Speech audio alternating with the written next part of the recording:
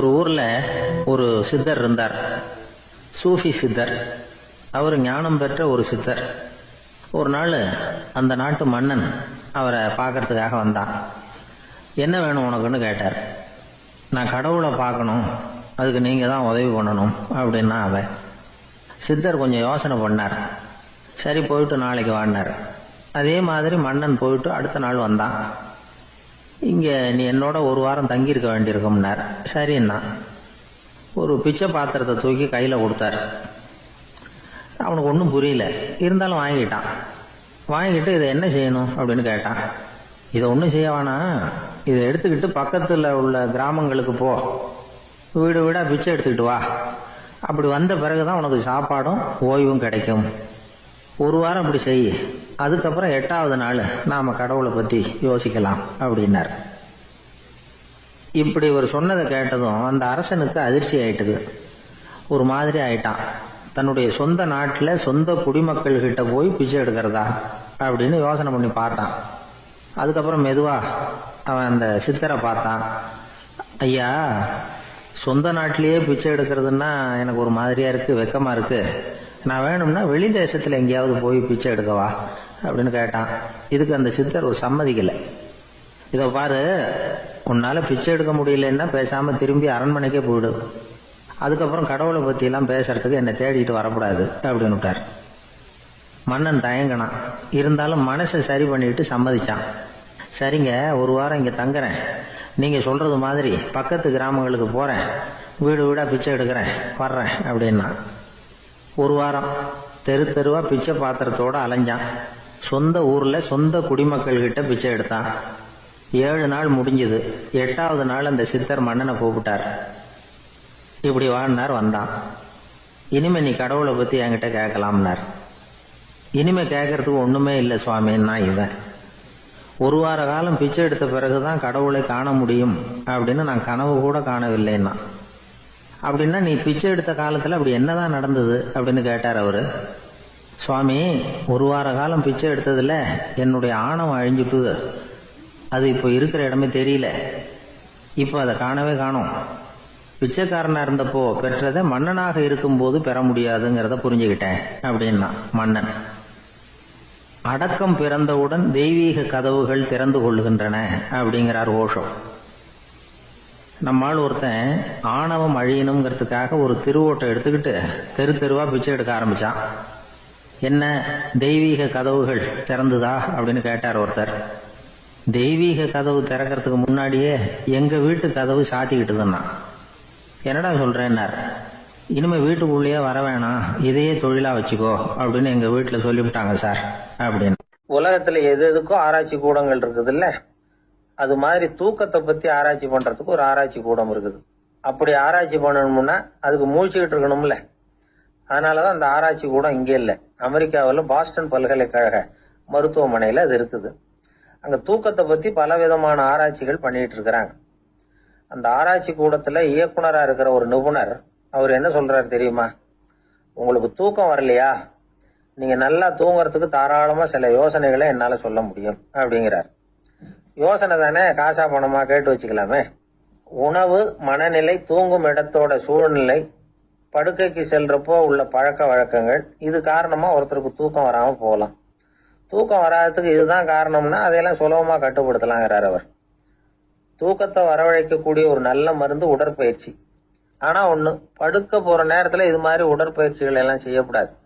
கொஞ்சம் முன்னாடி பகல்லையே இந்த பயிற்சிகளை செய்யறது நல்லது. தூக்கம் வராம அவதிப்படுறவங்க பிற்பகல் நேரங்கள்ல காஃபி, டீ இது மாதிரி பானங்களை சாப்பிடக்கூடாது. மது அருந்துறது கூட தூக்கத்தை பாதிக்கும்.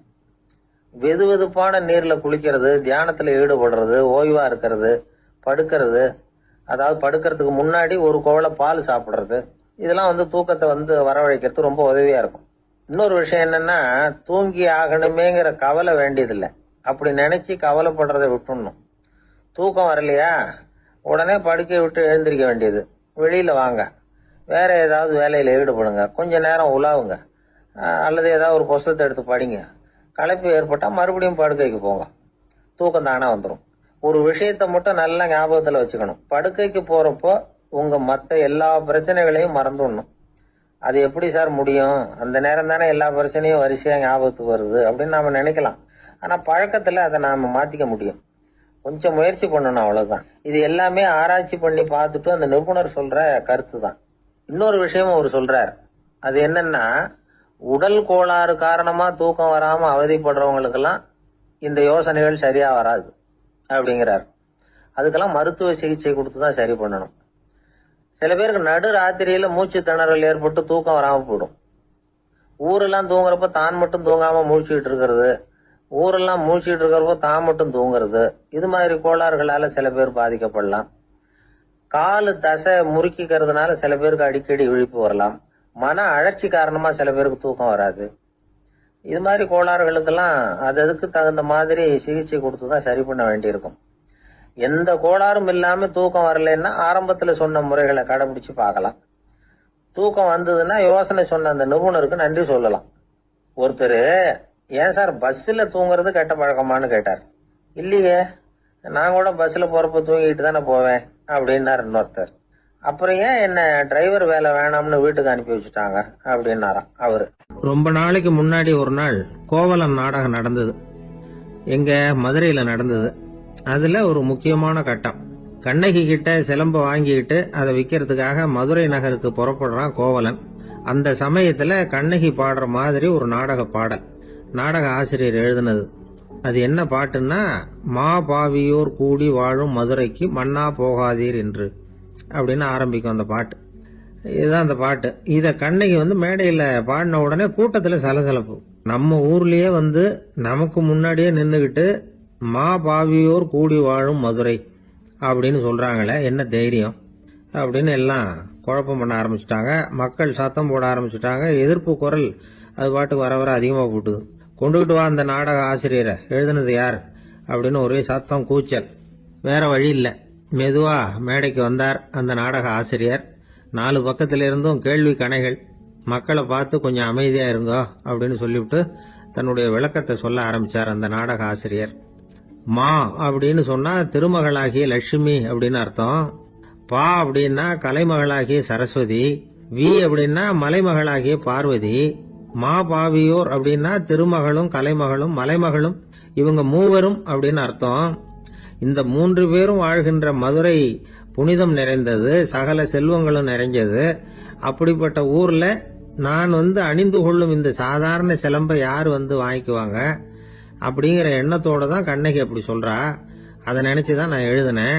ஆகவே மதுரையை ரொம்ப சிரமப்படுத்தணும், ரொம்ப மோசமா எழுதணும் அப்படிங்கிற எண்ணம்லாம் எனக்கு கிடையாது. பெருமைப்படுத்தணும்னு நினைச்சுதான் அப்படி எழுதினேன் அப்படின்னு விளக்கம் கொடுத்தாராம். இந்த விளக்கத்தை கேட்டதும் எல்லாரும் ரொம்ப சமாதானம் ஆயிட்டாங்களாம். இப்படி விளக்கம் கொடுத்த அந்த நாடக ஆசிரியர் யார் தெரியுமா? அவர்தான் தமிழ் நாடக உலகின் முதல் ஆசான் சங்கரதாஸ் சுவாமிகள். அவருக்கு நகைச்சுவை உணர்வும் அதிகம். 1920ஆம் ஆண்டு திருநெல்வேலியில் அவர் தங்கியிருக்கிறார் நாடகம் நடத்துறதுக்காக. அவர் தங்கியிருந்த வீட்டில் கொசு மூட்டை பூச்சி அதிகமா இருந்திருக்கு. அவரால் தூங்கவே முடியல. அவர் அனுபவிச்ச தொல்லைகள் ஒரு பாட்டா உருவாச்சு. வேடிக்கையா ஒரு பாட்டு எழுதினாராம். மூட்டையும் கொசுவும் ஒரு வீட்டிலே மீட்டிங் போட்டால் முன்னே நிற்க யாரால் முடியும்? கொசு மோகன ராகம் போல சத்தம் போட்டு முன்னே நின்று செய்திடும் யுத்தம். இத மறுநாள் நாடகத்துல கோமாளி வேஷம் போட்ட ஒரு சிறுவனை விட்டு பாட வச்சிருக்காரு. எல்லாரும் சிரிச்சு ரசிச்சாங்களாம். சங்கரதாஸ் சுவாமிகள் கல்யாணமே பண்ணிக்கல, துறவி மாதிரியே வாழ்ந்திருக்கார். தமிழ் நாடக கலைக்கு தன்னையே அர்ப்பணம் பண்ணிட்டவர் அவர். 1922 நவம்பர் மாசத்துல ஒரு நாள் புதுச்சேரியில அவர் வாழ்க்கை முடிஞ்சது. அப்ப அவருக்கு வயசு 55. சங்கரதாஸ் சுவாமிகள் நாடக ஆசிரியர் மட்டும் இல்ல, மேடை நாடக இயக்குனர், தயாரிப்பாளர். அவரே ஒரு சிறந்த நடிகர். ஒரு தடவை சாவித்திரி நாடகத்துல இவர் யமதர்மனா வேஷம் போட்டு நடிச்சிருக்கிறார். நாடகம் பார்த்துக்கிட்டு இருந்த கருவுற்ற ஒரு பெண்மணிக்கு பயத்தினால அங்கேயே குழந்தை பிறந்துட்டுதான். அந்த நிகழ்ச்சிக்கு அப்புறம் இவர் இந்த வேஷம் போடுறப்போலாம் ஜனங்களுக்கு முன்கூட்டியே எச்சரிக்கை கொடுக்க ஆரம்பிச்சிருவாராம். அதாவது, அப்படி யாராவது பயப்படுறவங்க இருந்தா கொஞ்சம் கண்ணை மூடிங்க அல்லது எழுந்திரிச்சு போடுங்கன்னு. நடிப்புன்னா அப்படில இருக்கணும். இந்த காலத்துல நடிகர் ஒருத்தர் சொன்னார், சார், நான் இந்த நாடகத்துல நடிக்கிறப்போ முகத்துல நவரசங்களையும் காட்டி நடிச்சேன், உணர்ச்சிகளை எல்லாம் நல்லா காட்டி நடிச்சேன்.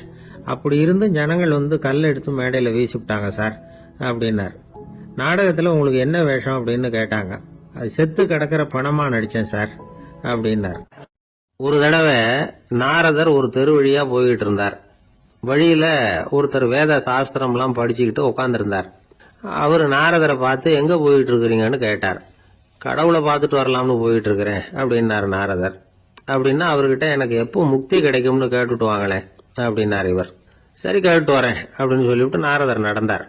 கொஞ்ச தூரத்துல ஒரு மரத்தடியில ஒரு தொழிலாளி செருப்பு தைச்சுக்கிட்டு உட்காந்துருந்தார். அந்த ஆளும் அதே மாதிரி கேட்டுக்கிட்டார். எனக்கு எப்போ முக்தி கிடைக்கும்னு கடவுள்கிட்ட கேட்டுக்கிட்டு வாங்களேன்னார். அவர்கிட்டையும் சரின்னு சொல்லிவிட்டு நாரதர் நேரா வைகுண்டத்துக்கு வந்து சேர்ந்தார். கடவுளை பார்த்தார். இவங்க 2 பேரும் சொல்லி அனுப்பின விஷயத்தை பத்தி கேட்டார். அதுக்கு கடவுள் சொன்னாரு, அந்த செருப்பு தைக்கிற தொழிலாளி உடல் நீத்ததும் உடனே என்ன வந்து அடைவான். ஆனா அந்த சாஸ்திரம் படிச்ச ஆள் இப்போதைக்கு என்கிட்ட வந்து சேர மாட்டான். அவன் இன்னமும் பல பிறவிகள் எடுத்து அங்கேயே இருக்க வேண்டி இருக்குது. எப்போ இங்க வந்து சேருவான்னு எனக்கே தெரியாது அப்படின்னார். நாரதருக்கு இதோட ரகசியம் என்னங்கிறது புரியல. எனக்கு ஒன்னும் புரியலையேன்னாராம் கடவுள்கிட்ட. சீக்கிரம் புரிஞ்சுக்குவேன், நீ திரும்பி போறப்போ நான் இங்க வைகுண்டத்துல என்ன செஞ்சுக்கிட்டு இருக்கேன்னு கேட்டா, ஒரு ஊசியின் துவாரத்துல ஒரு யானைய கோத்துக்கிட்டு இருக்கிறேன்னு அவங்க கிட்ட சொல்லு அப்படின்னார் கடவுள் சிரிச்சுக்கிட்ட. நாரதர் பூமிக்கு திரும்பினார். கடவுளை பாத்தீங்களா எப்படி இருக்கார் அப்படின்னு விசாரிச்சார். வேத சாஸ்திரம் படிச்சவர். ஓ பகவானா, அவர் யானைய ஊசியின் காதுல நுழைச்சுக்கிட்டு இருக்கிறார் பார்த்தேன்னார் நாரதர். ஊசி காதுல யானையா? அது எப்படி முடியும்? நீங்க சொல்றத நான் நம்ப மாட்டேன்னு விட்டார் அவரு. சரி, இந்த ஆளுக்கு இறைவன் பேர்ல நம்பிக்கை இல்லை அப்படிங்கறத நாரதர் புரிஞ்சுக்கிட்டார். அடுத்தபடியா அந்த தொழிலாளி இருந்த இடத்துக்கு போனார். இறைவனை பாத்தீங்களான்னு கேட்டார் அவரு. பார்த்தேன், ஒரு ஊசி துவாரத்துல யானையை கோத்துக்கிட்டு இருந்தார் அப்படின்னு சொல்லிவிட்டு நாரதர் அந்த ஆள் முகத்தை கவனிச்சார். அந்த தொழிலாளி இதை கேட்டுட்டு கொஞ்சம் கூட ஆச்சரியப்படல. அவரால் முடியாத காரியம் கூட உண்டானார். என்ன இப்படி சொல்ற? ஊசியின் துவாரத்துல யானையை கோக்க முடியும்னு நீ நம்புறியா அப்படின்னு கேட்டார் நாரதர். நிச்சயமா நம்புறேன்னார் அவர். அது எப்படி அப்படின்னு கேட்டார் இவர். இங்க பாருங்க, நான் இந்த ஆலமரத்தடியில தான் தினமும் உட்கார்ந்துருக்கிறேன். தினமும் இந்த மரத்துல இருந்து எவ்வளவோ பழம் கீழே விழுது. இந்த பழத்துல இருக்கிற ஒவ்வொரு விதையிலையும் உள்ள ஒரு ஆலமரம் இருக்குது. ஒரு சின்ன விதைக்குள்ள ஒரு பெரிய ஆலமரம் இருக்க முடியுங்கிறப்ப ஊசி துவாரத்துல கடவுள் யானையை நுழைய வச்சாருங்கிறத ஒத்துக்கிறதுல என்ன கஷ்டம் இருக்கு அப்படின்னு ரொம்ப சர்வசாதாரணமா பதில் சொன்னாராம் அந்த தொழிலாளி. நாரதர் யோசனை பண்ணார். இந்த தொழிலாளி வேத சாஸ்திரங்களை எல்லாம் படிக்கலன்னா கூட அறிவுபூர்வமா சிந்திச்சு இறைவனை நம்புறான். அதனாலதான் கடவுள் இந்த ஆளுக்கு சீக்கிரம் முக்தி கிடைக்கும்னு சொன்னார் அப்படிங்கறத புரிஞ்சுக்கிட்டாராம். இந்த கதையில வர்ற கடவுள், நாரதர், வைகுண்டம் இதெல்லாம் ஒரு பக்கம் இருக்கட்டும், ஒரு சின்ன விதைக்குள்ள ஒரு பெரிய ஆலமரம் தூங்கிக்கிட்டு இருக்கு அப்படிங்கிற உண்மை, அந்தரத்துல 1000 கிரகங்கள் சுத்திக்கிட்டு இருக்குங்கிற உண்மை, இதெல்லாம் நாம பாத்துக்கிட்டு தானே இருக்கிறோம். இந்த உண்மைகள் அதிசயமா நமக்கு தெரியறதுனால அதை நம்பாம இருந்துட முடியாது. இயற்கையை பரிபூர்ணமாக நம்புங்கள், அந்த நம்பிக்கையே நம்ம வாழ்க்கைக்கு ஆதாரம் அப்படிங்கறத விளக்கறதுக்காக தான் இந்த கதை.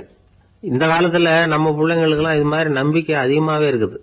ஒரு நாள் ஒரு சின்ன பையன் கிட்ட கேட்டேன், ஏன்பா கடவுள் ஒரு பானைக்குள்ள ஒரு யானையை நுழைய வச்சுட்டாருன்னு சொன்னா அதை நீ நம்புவியா அப்படின்னு கேட்டோம். நம்புவேன் சார், அது ஒன்றும் பெரிய அதிசயம் இல்லைன்னா. எப்படின்னு கேட்டோம்.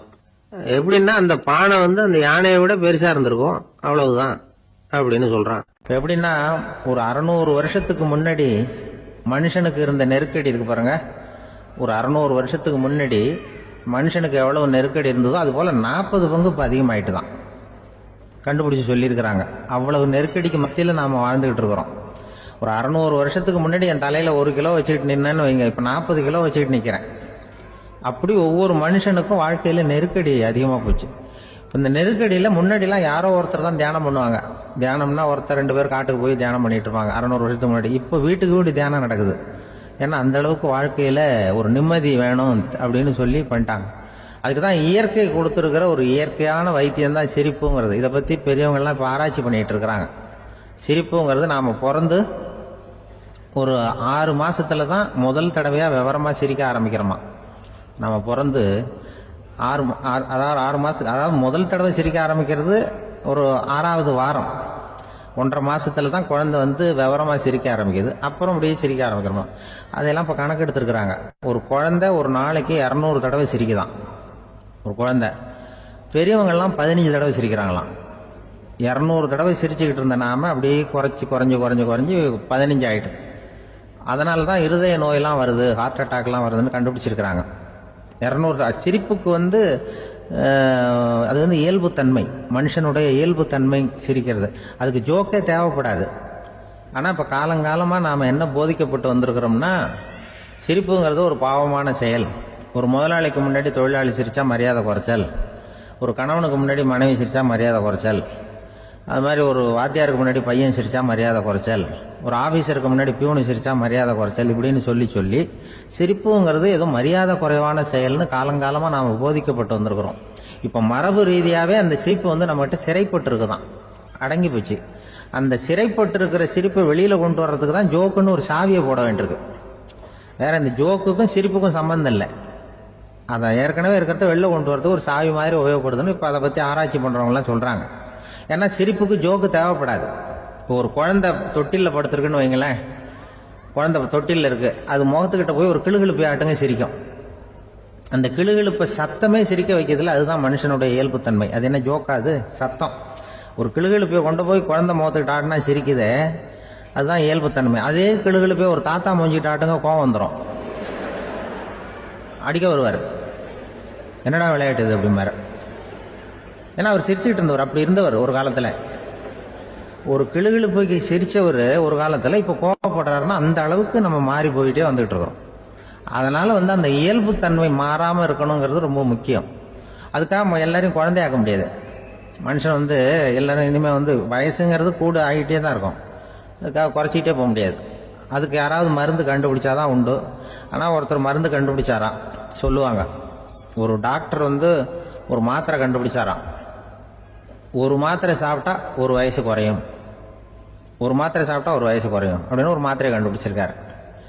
ஒரு பாட்டி அம்மா, 90 வயசு பாட்டி, அது போயிருக்கு.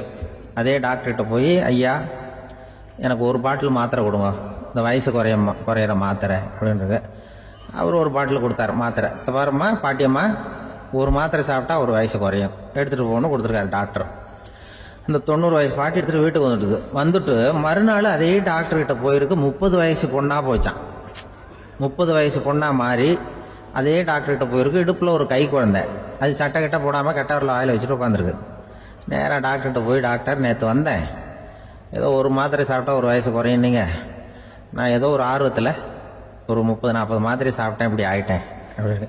இப்போ டாக்டர் சொல்லியிருக்காரு, இதுக்கு ஏமா வருத்தப்படுற, எல்லாரும் வந்து வயசு குறையணும்னு தான் நினைக்கிறாங்க, உனக்கு வயசு குறைஞ்சிட்டுது, நீ சந்தோஷப்படு, இதுக்கே மறுபடியும் என்னட்ட வந்திருக்கிற அப்படின்னாரான் டாக்டர்.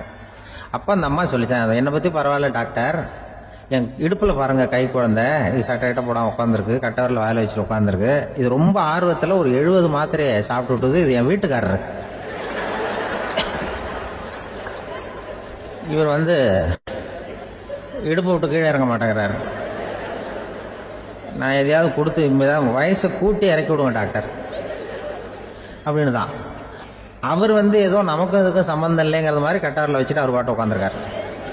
ஏதோ நமக்கு இந்த உலகமே இல்லை, நமக்கு சம்மந்தம் இல்லைங்கிற மாதிரி உட்காந்துருக்காரு. இப்படியே நான் தூக்கிட்டு எங்கே அலையிறது இது அப்படின்னு தான். அதனால வந்து வயசை குறைக்கிறது இயற்கைக்கு விரோதமாக நாம் பண்ண முடியாது. ஆனால் இந்த இயல்பு தன்மை மாறாமல் வச்சுக்கலாம். குழந்தை மாதிரி மாற முடியாதே தவிர அந்த குழந்தை தன்மையோடு வாழறதுக்கு கற்றுக்கணும். அதுதான் வாழ்க்கையில் இன்பமாக வாழறதுக்கு வழி. குழந்தைத்தனமாக இருக்கக்கூடாது, குழந்தை தன்மையோடு இருக்கணும்னு சொல்லுவாங்க. குழந்தை தன்மைங்கிறது வேற, குழந்தைத்தனம்ங்கிறது வேற. அப்படி ஒரு மாத்திரை கண்டுபிடிச்சிட்டா இப்போ யாராவது ஒருத்தவங்க இடுப்பில் குழந்தைய தூக்கிட்டு போனால் போய் கேட்கணும், ஏம்மா இது ஏன் வீட்டுக்காரரா உன் குழந்தையா அப்படின்னு கேட்டு அதுக்கப்புறம் அவருக்கு வணக்கம் சொல்லணும். இப்படிலாம் ஆகிடும் நிலைமை.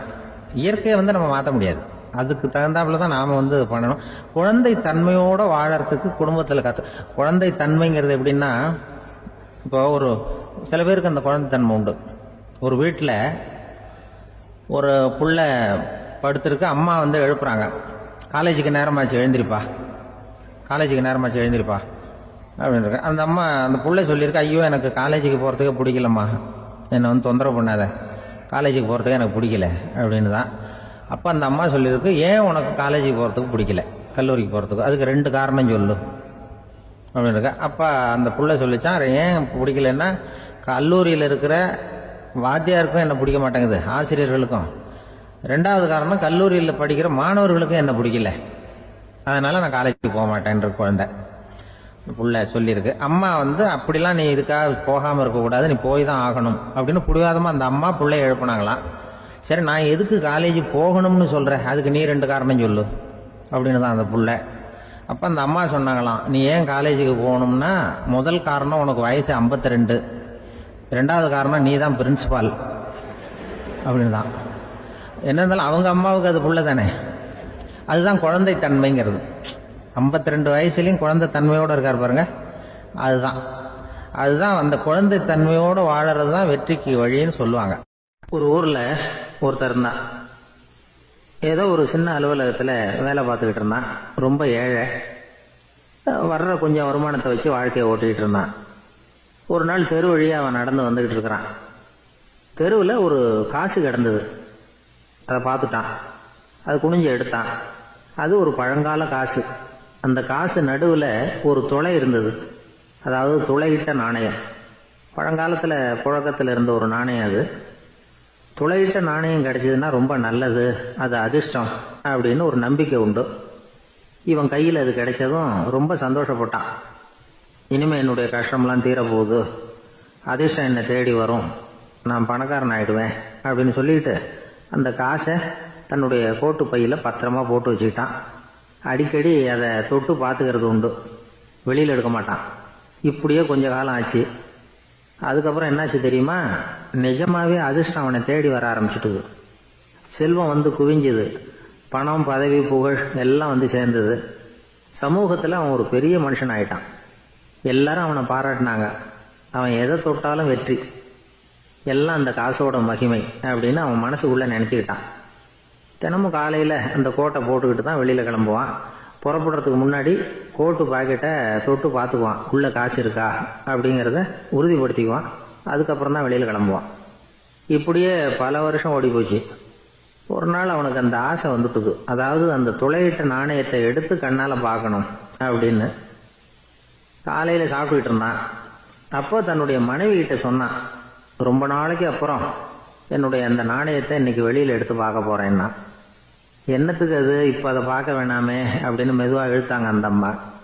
இல்லை நான் பார்த்தே தீரணும் அப்படின்னு அவன் தன்னுடைய சட்டை பைக்குள்ள கையை விட்டான்.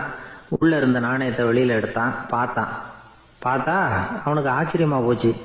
அந்த நாணயத்தில் துளையே இல்லை. என்ன ஆச்சு அப்படின்னு சொல்லி அவன் ரொம்ப குழம்பி போயிட்டான். இப்போ அந்த அம்மா சொன்னாங்க, நான் தான் ஒரு நாள் உங்கள் கோட்டு ரொம்பவும் தூசியாக இருக்கேன்னு சொல்லி அதை ஜன்னலுக்கு வெளியில் உதறினேன். உள்ளே இருந்த அந்த காசு அப்போ எனக்கு தெரியாது, ஞாபகத்தில் இல்லை. அது தெருவில் விழுந்துட்டது போல இருக்கு. அதுக்கப்புறம் எவ்வளவோ தேடி பார்த்தேன், கிடைக்கல. அதுக்குள்ளே அதை யாரோ எடுத்துகிட்டு போயிட்டாங்க போல இருக்கு. அது இல்லைங்கிறது உங்களுக்கு தெரிஞ்சால் வருத்தமாக இருக்குமேங்கிறதுக்காக நான் தான் வேற ஒரு நாணயத்தை எடுத்து சட்டை பைக்குள்ளே வச்சுட்டேன் அப்படின்னு விவரத்தை சொன்னாங்க அந்த அம்மா. இது எப்போ நடந்ததுன்னு கேட்டான். உங்களுக்கு அந்த காசு கிடைச்சதே அன்னைக்கு மறுநாளே இது நடந்து போச்சு அப்படின்னாங்களாம். இதை கொஞ்சம் யோசனை பண்ணி பாருங்க. அவனுக்கு அதிர்ஷ்டத்தை கொடுத்தது அந்த நாணயம் இல்லை, அவனுடைய நம்பிக்கை, அதாவது தன்னம்பிக்கை. அதுதான் வேலை செஞ்சிருக்கு. இதிலிருந்து நாம் தெரிஞ்சுக்க வேண்டியது என்னன்னா, வாழ்க்கையில் முன்னேற நினைக்கிறவங்களுக்கு தன்னம்பிக்கை ரொம்ப முக்கியம். அது இல்லைன்னா முன்னேற முடியாது.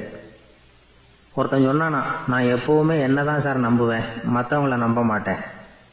நேற்றுக்கு பாருங்க, திடீர்னு 10 பேர் என்ன அடிக்க வந்துட்டாங்க, நான் ஒருத்தனாவே அதை சமாளித்தேன் அப்படின்றான் ரொம்ப பெருமையா. அது எப்படின்னு கேட்டாங்களாம். ஒரே ஓட்டமாக அங்கேருந்து ஓடி வந்துட்டேன் அப்படின்னு நானா.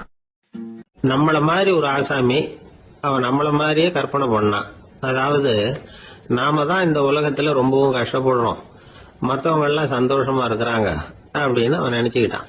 அவன் ஒரு நாள் கடவுளை வேண்டிக்கிட்டானா, சுவாமி, இந்த உலகத்துல எவ்வளவோ பேர் இருக்கிறாங்க, ஒவ்வொருத்தருக்கும் ஒவ்வொரு விதமான கஷ்டம் இருக்கலாம், ஒத்துக்கிறேன். இருந்தாலும் எனக்கு அது கொஞ்சம் அதிகமா இருக்கிறது மாதிரி தெரியுது. அதனால நீங்க எனக்காக ஒரு சின்ன உதவி செஞ்சா போதும். அது வேற ஒண்ணும் இல்ல, என்கிட்ட இருக்கிற துயரங்களை இன்னொருத்தர் யாருகிட்டயாவது கொடுத்துருங்க, அவர்கிட்ட இருக்கிற துயரங்களை என்கிட்ட மாத்தி கொடுத்துருங்க. ஒரு மியூச்சுவல் டிரான்ஸ்பர், அவ்வளவுதான். அப்படி பண்ணிவிட்டா போதும் அப்படின்னு வேண்டிக்கிட்டானான். அன்னைக்கு ராத்திரியே அவன் ஒரு கனவு கண்டிருக்கான். வானத்திலிருந்து ஒரு குரல் கேட்டிருக்கு. அது என்ன சொல்லிச்சு தெரியுமா? ஏ ஜனங்களே, எல்லாரும் அவங்க கஷ்டங்களை ஒரு பையில போட்டு எடுத்துக்குங்க. அப்படி எடுத்துக்கிட்டு நேரா இந்த ஊர் எல்லையில இருக்கிற கோயிலுக்கு வந்து சேருங்க அப்படின்னு அந்த குரல். ஆஹா, கடவுள் நம்ம பிரார்த்தனைக்கு செவி சாய்ச்சுட்டார் அப்படின்னு சந்தோஷப்பட்டான் இவன். உடனே என்ன பண்ணான், தன்கிட்ட இருந்த கஷ்டத்தையெல்லாம் ஒரு சாக்கு பையில போட்டு எடுத்துக்கிட்டான். வீட்டை விட்டு வெளியில வந்தான். தெருவில் இறங்கி நடக்கிறான். அங்க பார்த்தா ஏகப்பட்ட பேர் ஆளுக்கு ஒரு பைய தூக்கிக்கிட்டு கோயிலுக்கு போயிட்டு இருக்கிறாங்க. சில பேர் மூட்டையா கட்டி தலையில சுமந்துக்கிட்டு போயிட்டு இருக்கிறாங்க. இவன் பார்த்தான். இவனுக்கு ரொம்ப ஆச்சரியமா இருந்தது. ஏன்னா எல்லாரும் வச்சிருக்கிற பைய இவன் பைய விட பெருசா இருந்தது. இவன் பை தான் இருக்கிறதுலயே கொஞ்சம் சின்னதா தெரிஞ்சது. இப்ப அவன் மறுபடியும் சாமியை வேண்டிக்கிட்டான். கடவுளே, இப்ப உள்ள சூழ்நிலையை கவனிச்சா என்கிட்ட இருக்கிற பைய பரவாயில்லன்னு தோணுது. அதனால வேற பை எதையும் மாத்த வேணாம், இதுவே பரவாயில்ல, இந்த பையோட திரும்பி வீட்டுக்கு போனா போதும்னு நினைக்கிறேன் அப்படின்னு ஏதோ நினைக்க ஆரம்பிச்சுட்டான் அவன். எல்லாரும் கோயிலுக்கு போய் சேர்ந்தாங்க. கோயில்ல அந்த குரல் மறுபடியும் கேட்டுது. எல்லாரும் அவங்கவுங்க பைகளை சோகத்துல தொங்க விடுங்க, திடீர்னு விளக்குகள் அணையும், மணி அடிக்கப்படும், அதுதான் அடையாளம். அந்த சமயத்துல இருட்டுல உங்களுக்கு வேண்டிய பைய நீங்க மாத்தி எடுத்துக்கலாம், தேர்ந்தெடுத்துக்கலாம். வெளிச்சம் இருக்கிறப்பவே உங்களுக்கு பிடிச்ச பைக்கு பக்கமா பார்த்து நீங்க நின்னுக்கலாம் அப்படின்னு சொல்லி விவரம் சொல்லிச்சான் அந்த குரல். அப்படி சொன்னதுக்கு அப்புறம் திடீர்னு விளக்கு அணைஞ்சுது, மணி அடிச்சுது. கொஞ்ச நேரம் கழிச்சு மறுபடியும் விளக்குகள்லாம் எரிஞ்சுது. இப்போ பார்த்தா எல்லாரும் அவங்கவுங்க பையையே கெட்டியா பிடிச்சிக்கிட்டு நிக்கிறாங்க. இவனும் அப்படியே நிக்கிறான். இவன் மெதுவா பக்கத்துல நிக்கிறவங்க கிட்ட கேட்டானா, ஏன் நீங்க பைய கையிலேயே வச்சிருக்கிறீங்க, செவுத்துல மாட்டலையா அப்படின்னு கேட்டிருக்கான். இல்லப்பா, நீ ஏன் கையிலேயே வச்சிருக்கிறியோ அதே காரணத்துக்காக தான் நாங்களும் வச்சிருக்கிறோம். நம்ம கவலைகளை பத்தி நமக்கு ஓரளவுக்காவது தெரியும். ஆனா மத்தவங்க கவலைகள் நமக்கு பரிச்சயம் இல்லாதவை, பழக்கம் இல்லாதது. அதனால நமக்கு தெரிஞ்ச கவலைகளை சமாளிக்கிறது சுலபம். தெரியாததை சமாளிக்கணும்னா மறுபடியும் ஆரம்பத்துல இருந்து ஆரம்பிக்கணும். அதனால பழைய நண்பர்களோட வாழறது தான் மேல் அப்படின்னு நானாம். அதுக்கப்புறம் அவன் தன்னோட பைய போதும்னு வீட்டுக்கு திரும்பி வந்துட்டானான். இது ஒரு பெரியவர் சொல்லி இருக்கிற கதை. அதனால நம்ம கிட்ட இருக்கிற கஷ்டங்கள் தான் பெருசு, அதை இன்னொருத்தங்கிட்ட கொடுத்துட்டு மாத்திக்கலாம் அப்படின்னு நினைக்கிறது தப்பு. இதே மாதிரி இன்னொரு சம்பவம். ஒரு ஊர்ல ஒரு நாள் ராத்திரி ஆகாயத்தில இருந்து கடவுள் குரல் கேக்குது. இந்த ஊர்ல இருக்கிற ஜனங்கள்லாம் கொஞ்சம் கவனிங்க, உங்களுக்கு ஒரு செய்தி. அதாவது இங்க இருக்கிற ஜனங்கள்லயே கொஞ்சம் கூட கவலையே இல்லாத ஆள் யாருன்னு எனக்கு தெரியணும். அதனால எல்லாரும் அவங்க கவலைகளை ஒரு பையில போட்டு எடுத்துக்கிட்டு கோயிலுக்கு வாங்க அப்படின்னாரு கடவுள். உடனே வரிசையா எல்லாரும் வர ஆரம்பிச்சாங்க. எல்லார் கையிலயும் பை இருந்தது, சின்னதும் பெருசுமா. கவலையே இல்லாத ஆள் யாருன்னு தேடினார் கடவுள். ஒரே ஒரு ஆள் மட்டும் கையில எதுவும் இல்லாம வெறும் கையை வீசிக்கிட்டு ரொம்ப ஜாலியா நடந்து வந்துகிட்டு இருந்தான். கடவுள் அவங்க கிட்ட போனார். ஏன்பா உனக்கு கவலையே இல்லையா அப்படின்னு கேட்டார். எனக்கும் சில கவலைகள்லாம் உண்டு அப்படின்னு அவன். எங்க அதெல்லாம்னு கேட்டிருக்காரு கடவுள். பின்னாடி லாரியில வந்துகிட்டு இருக்கு அப்படின்னு அவன். ஒரு ஊர்ல ஒரு ஆள் இருந்தான். நிறைய பணம் சேர்த்தான். அவனுக்கு சம்பாதிக்க தெரியுமே தவிர செலவு பண்ண தெரியாது. மகா கஞ்சன். காசை கையில எடுக்கவே மாட்டான். எடுத்தா செலவு செய்ய வேண்டியிருக்குமே. அதனால இப்படியே அவன் காலத்தை ஓட்டி விட்டான். வயசாயிட்டுது. அவனுடைய மனைவி ஒரு நாள் கேட்டாங்க, இவ்வளவு நாளா நீங்க என்ன எங்கேயுமே அழைச்சிட்டு போனதில்லை, இப்போவாவது அழைச்சிட்டு போகக்கூடாதா அப்படின்னாங்க. எங்க போகணும் சொல்லுன்னா. காசிக்கு போகணும், கங்கையில குளிக்கணும்னாங்க. இவன் பார்த்தான், இதுக்கு ஏன் அவ்வளவு தூரம் செலவு பண்ணிட்டு போகணும், நம்ம ஊர் ஆத்துலயே குளிக்கலாமே, இதுவும் புண்ணிய நதி தான், இங்க குளிச்சா அங்க குளிச்ச பலன் கிடைச்சிரும் அப்படின்னா.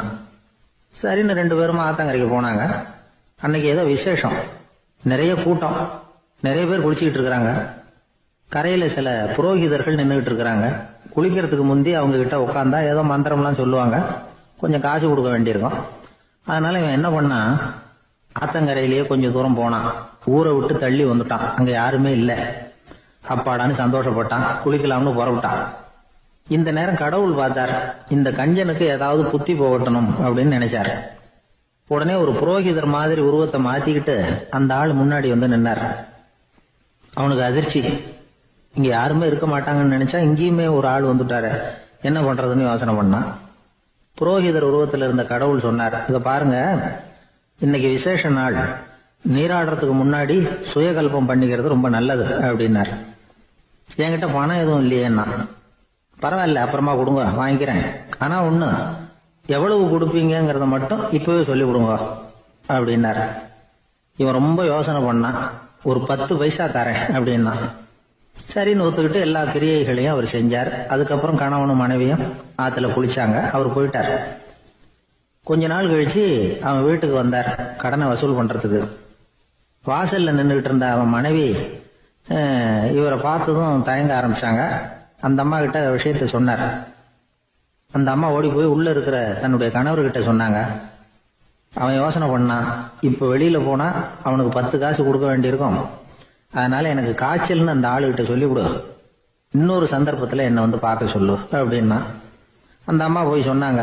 அப்படிங்களா, அப்படின்னா அவரை நான் உடனே போய் பார்க்கணுமே அப்படின்னு உள்ள நுழைய ஆரம்பிச்சார். அவங்க மறுபடியும் இருங்க தான் வரேன்னு சொல்லிவிட்டு உள்ள ஓடி விஷயத்த சொன்னாங்க. இது ஏதுடா வம்பா போச்சு அப்படின்னு பார்த்தான்.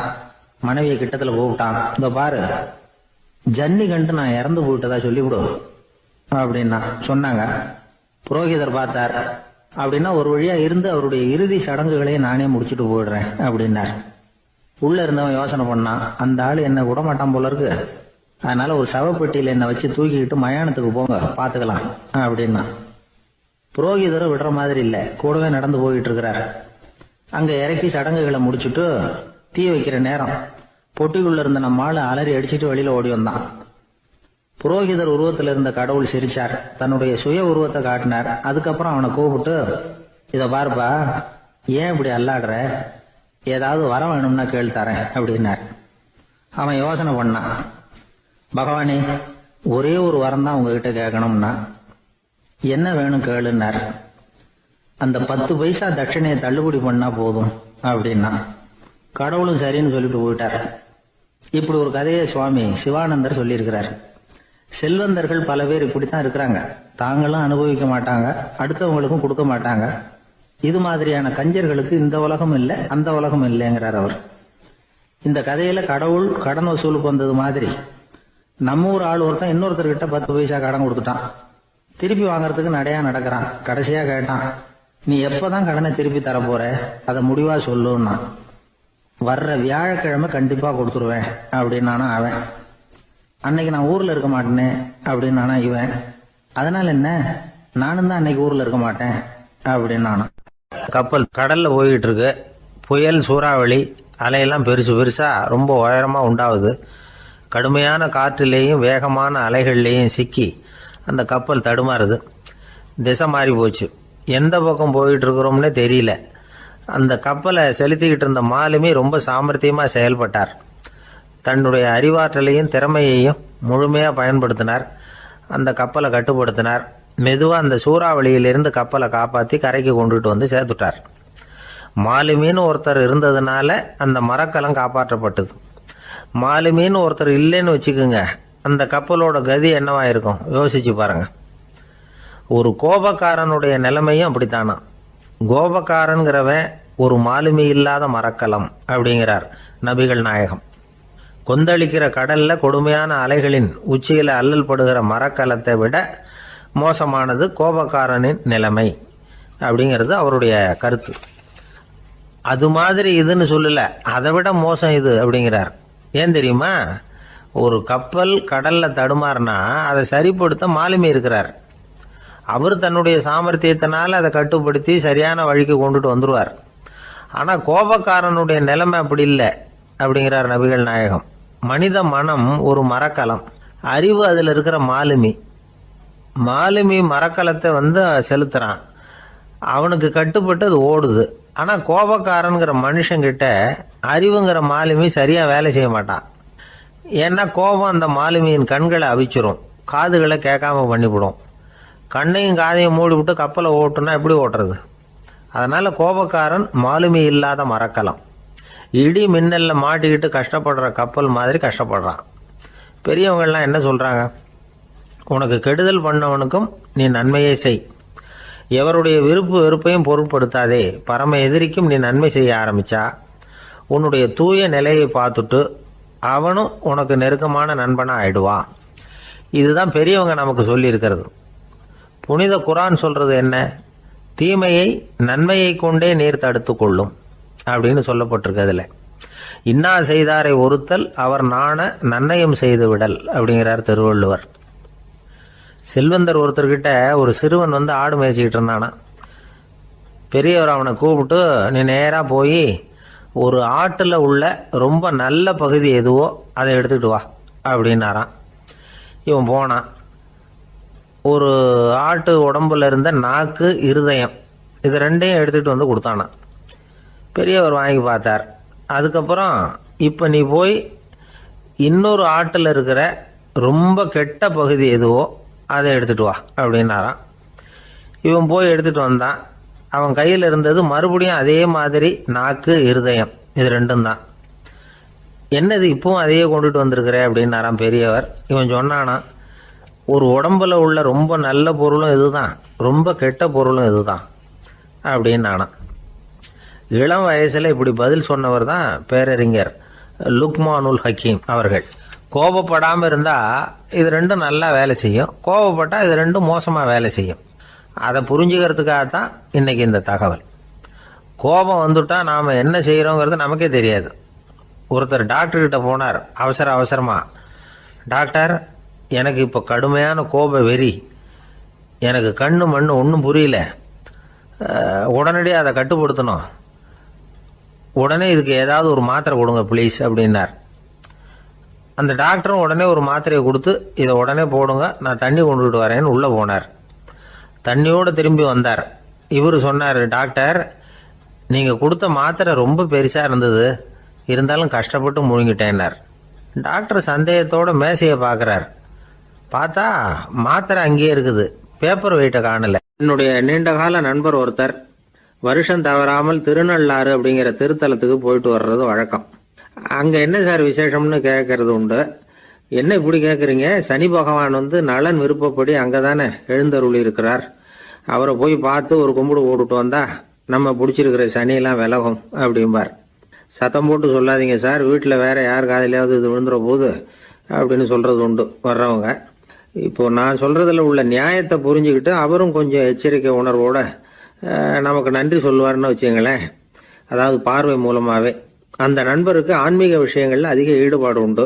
அப்பப்போ சில புராண கதைகளை எல்லாம் சொல்றது உண்டு. ரொம்ப சுவாரஸ்யமா இருக்கும். எப்பவுமே புராண விஷயங்களை எல்லாம் அறிவியலுங்கிற தராசில வச்சு எடை போட்டுட்டு இருக்கக்கூடாது. அப்படி பார்த்தா அதெல்லாம் நம்ப முடியாத வெறும் கற்பனைகளா தோணும், மூட நம்பிக்கைகளாகவும் தெரியும். புராணங்களை புராணங்களாவே புரிஞ்சுக்கிறவங்களுக்கு அதெல்லாம் அர்த்தமுள்ள செய்திகளை உள்ளடக்கி இருக்கிறதாக தெரியும். அந்த வகையில தான் இந்த நண்பரும் நிறைய செய்திகளை சொல்றது உண்டு. சனியை போல கொடுக்கிறவனும் இல்லை, சனியை போல கெடுக்கிறவனும் இல்லை அப்படின்னு சோதிடர்கள் சொல்லுவாங்க. நாம ஏதாவது ஒரு வம்புல மாட்டிக்கிட்டா பிடிச்சது சனி அப்படிங்கிறோம். ராவணன் எப்பேற்பட்ட வீரன், அவனே சனி பார்வைப்பட்டது தானே சங்கடப்பட ஆரம்பிச்சான் அப்படின்னார் நண்பர். அது எப்படிங்கன்னு கேட்டேன். அவர் சொல்ல ஆரம்பிச்சார், இந்த ராவணன் இருக்கானே நவ கிரகங்களையும் பிடிச்சி கொண்டுட்டு வந்து தன்னுடைய சிம்மாசனத்துல அப்படியே படிகளா போட்டு வச்சுட்டானா, ஒவ்வொரு படியா. பாவம் அந்த 9 தேவதைகளும் ஒவ்வொரு படியா குப்புற கிடக்குறாங்க. நவகிரகம் நம்மளை ஆட்டி படைக்குதுன்னு நாம சொல்லிட்டு இருக்கிறோம். ஆனா அந்த நவகிரகங்களை ராவணன் எப்படி வச்சிருந்தான் பாருங்க. எல்லாரையும் சிம்மாசனத்துக்கு பக்கத்துல படிப்படியா போட்டு வச்சிருக்கிறான். காலை அது மேல வச்சுதான் ஏறி போகணும். வேற வழி இல்லாம எல்லாரும் குப்புற விழுந்து கிடக்குறாங்க. ராவணன் ஒவ்வொரு தடவையும் இவங்க முதுகுல அடி வச்சு ஏறி தான் அந்த சிம்மாசனத்துக்கு போறது வழக்கம். இப்படி நடந்துகிட்டு இருக்கிறது நாரதர் கண்ணுல பட்டுட்டு தான். அவர் சும்மா இருப்பாரா? யோசனை பண்ணார் என்ன செய்யலாம் அப்படின்னு. ஒரு முடிவு பண்ணிட்டு நேரா ராவணன் கிட்ட போனாராம். ராவணா, நீ நவக்கிரகங்களை பிடிச்சு கொண்டாந்து உன்னுடைய சிம்மாசனத்துக்கு படிகளா போட்டு வச்சிருக்கிற, அது உன்னுடைய வீரத்தை காட்டுது. இருந்தாலும் ஒரு விஷயத்த நீ யோசிச்சு பார்க்கணும். ஒவ்வொரு தடவை நீ சிம்மாசனத்துக்கு போகும்பொழுதும் நவக்கிரகங்களின் முதுகல் அடி வச்சு நீ ஏறி போற, அது உனக்கு பெருமை கிடையாது. அவங்களுடைய மார்புல அடி வச்சு ஏறி போகணும், அதுதான் உனக்கு பெருமை அப்படின்னாராம். இவர் சொல்றதும் சரிதானே அப்படின்னு யோசிச்சிருக்கான் ராவணன்.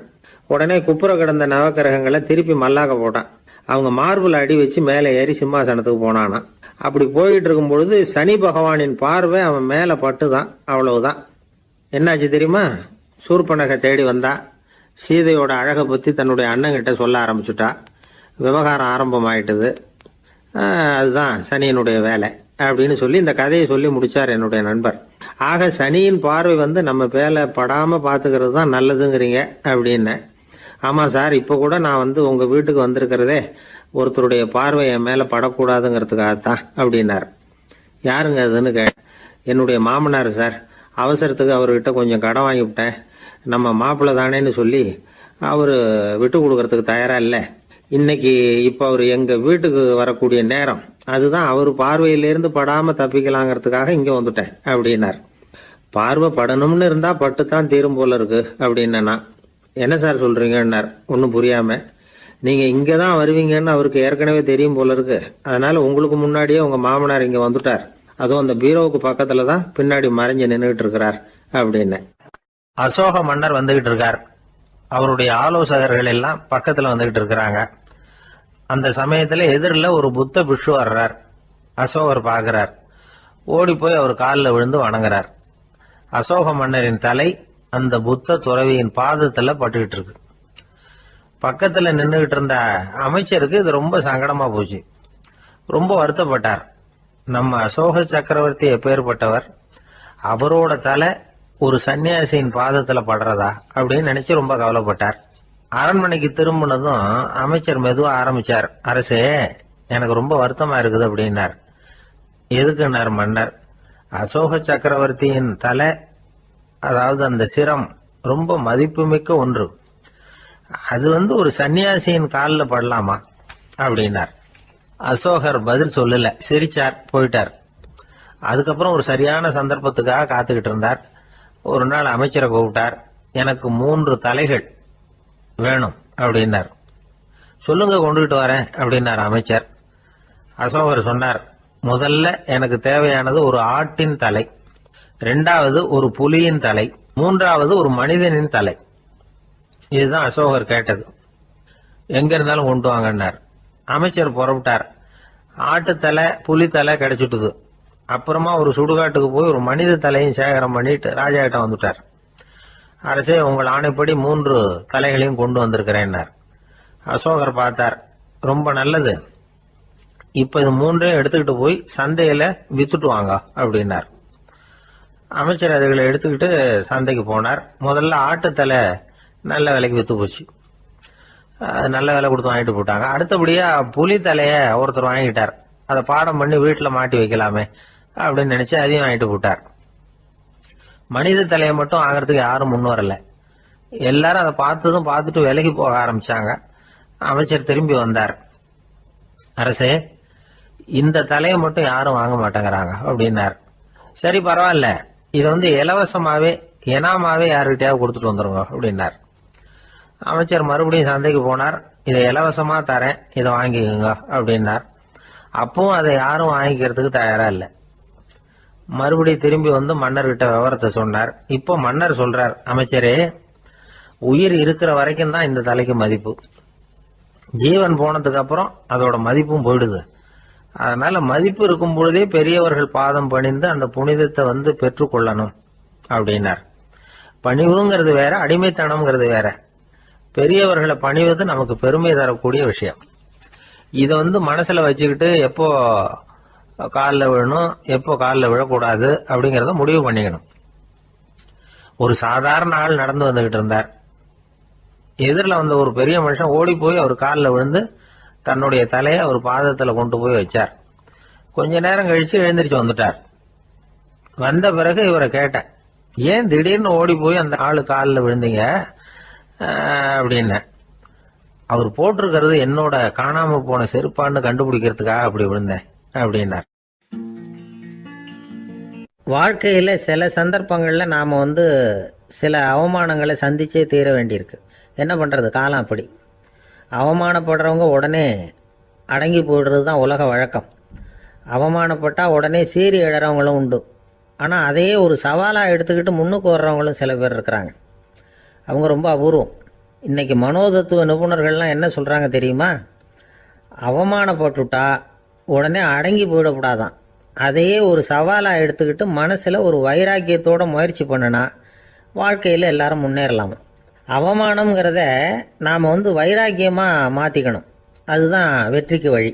ராமர் இந்த பூமியில் பிறந்ததே ஒரு வைராக்கியத்தினால தான் சார் அப்படின்னார் ஒருத்தர்.